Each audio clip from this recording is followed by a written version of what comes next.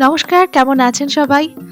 পুরীর সমুদ্রের বিচটা আমাদের পশ্চিমবঙ্গবাসীদের কাছে ছুটি কাটানোর জন্য একটা মনোরম জায়গা। তাই আমরা সুযোগ পেলেই এই পুরীর দিকে ছুটতে থাকি।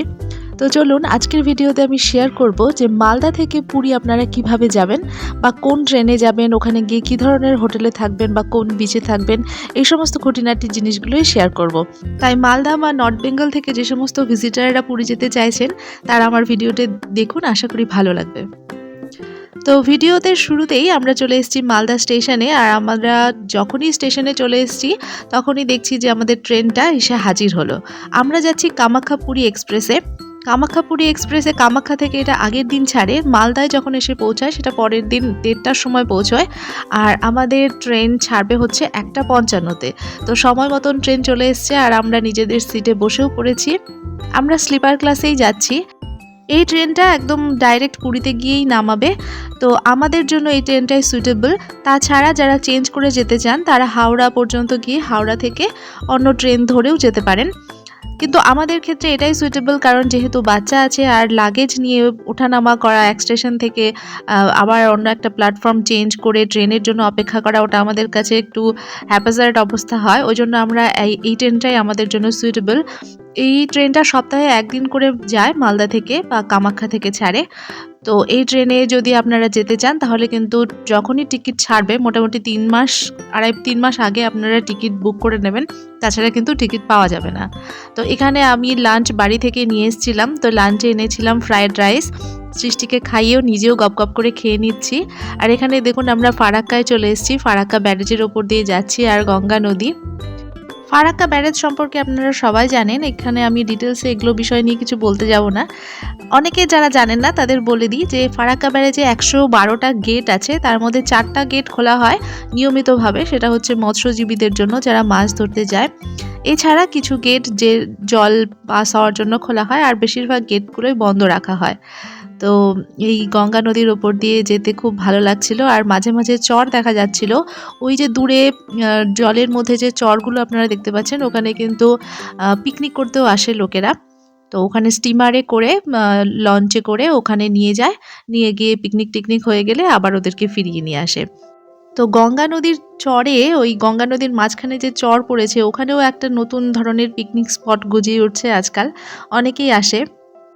মালদা থেকে ফারাক্কার দূরত্ব ট্রেন পথে ৩৭ কিলোমিটারের মতন হবে, আর বাসে ৪০ থেকে ৪২ কিলোমিটার এরকম।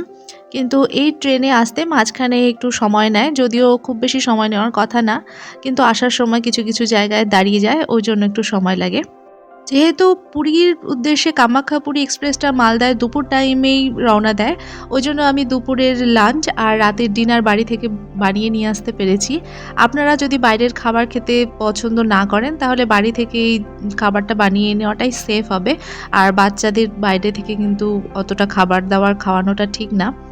আর এখানে দেখুন আমরা নদীর একেবারে পাড়ে চলে এসেছি, ব্রিজটা শেষ হয়ে গেল। পশ্চিমবঙ্গের নর্থ বেঙ্গলের দিকটায় বিশেষ করে মালদাতে যেরকম টেম্পারেচার ছিল, যত আমরা এগোচ্ছি কলকাতা এবং কলকাতা পাস করে যখন ওড়িশার দিকে ঢুকছি তখন কিন্তু টেম্পারেচারটা একদমই পাল্টে গেছে। আর এখানে দেখুন একজনের কীর্তনিয়ার গান শুনতে শুনতে আমরা এগোচ্ছি। তো গানটা ভালো লাগলো, ওনার গানটা আমি একটু রেকর্ডও করে নিয়েছি।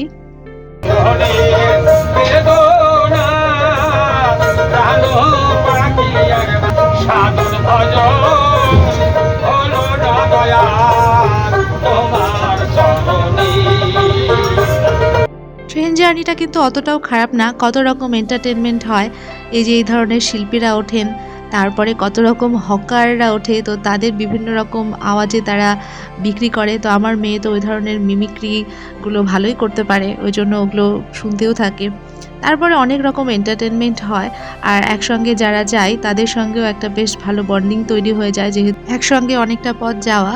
তবে হ্যাঁ, একই কামরায় যদি একই ধরনের লোক মানে বাঙালিরাই ওঠে তাহলে সুবিধা হয়, নন বাঙালি বা একই রিলেটেড লোক না উঠলে তখন একটু অন্যরকম প্রবলেম হয়ে যায়।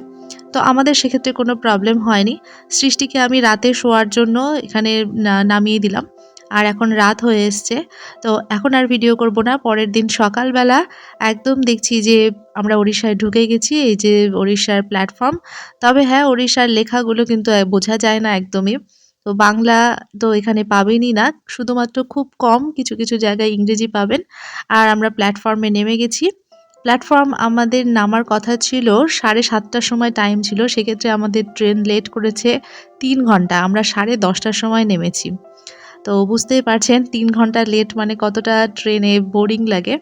তো যাই হোক, এখানে নেমেই দেখতে পাচ্ছি যে প্রচণ্ড গরম, আর আমার সৃষ্টি ধীরে ধীরে অস্বস্তি ফিল করছে। ওকে একটা ফুল হাতা গেঞ্জি আনিয়েছিলাম, তো এটুকুর জন্য আমরা আর ওকে চেঞ্জ করাইনি, কিন্তু এইটুকু গরমে ও একদম মানে হিমশিম হয়ে গেছে। তো আমরা প্ল্যাটফর্ম থেকে বেরিয়ে এখন বিচের দিকে যাচ্ছি, কারণ বিচ সাইডেই আমরা হোটেলগুলো নেব। আপনারা পুরীতে গেলে গোল্ডেন বিচ বা স্বর্গদ্বার বিচের কাছেই হোটেল নেবেন, কারণ এই দিকটা বেশ লোক সমাগম বেশি। আর যদি নিরিবিলি চান তাহলে একটু এই দুটো বিচ পার করে একটু এগিয়ে গেলেই যে সমস্ত জায়গাগুলো হোটেলগুলো আছে সেখানে নিরিবিলি জায়গা, ওখানেও নিতে পারেন। আমরা উঠেছিলাম স্বর্গদ্বার বিচে। একদম সি ফেস হোটেলগুলো নিইনি, একদম সি ফেস হোটেলগুলোর চার্জ খুব বেশি ছিল। তো আমরা একটু ভেতরে গিয়ে নিয়েছিলাম, যদিও খুব বেশি ভেতরে না, জাস্ট কয়েক পা হেঁটেই। তো ওখানে আমরা প্ল্যাটফর্মে নেমে একটা অটো করে নিয়েছি, আর অটোতে নিয়েছিল 200 টাকা। তো আমি জেনে গেছিলাম যতটা, যে এত টাকা হয়তো বা নেবে না, পার হেড 50 টাকা করে, কিন্তু সেরকম না। এখানে 2জন গেলেও 200 টাকা, 4জন গেলেও 200 টাকা।